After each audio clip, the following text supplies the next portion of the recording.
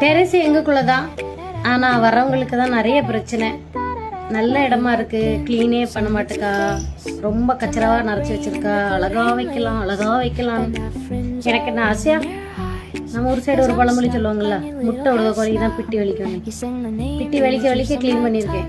வாங்க மக்களே, எப்படி இருக்குன்னு வந்து பார்த்துட்டு போங்க. பாருங்க, பார்த்துட்டு வாங்க, வீடியோ பார்த்துட்டு. சொர்க்கம் என்பது நமக்கு சுத்தம் உள்ள வீடுதான். சுத்தம் என்பதை மறந்தால் நாடும் குப்பை மேடுதான்.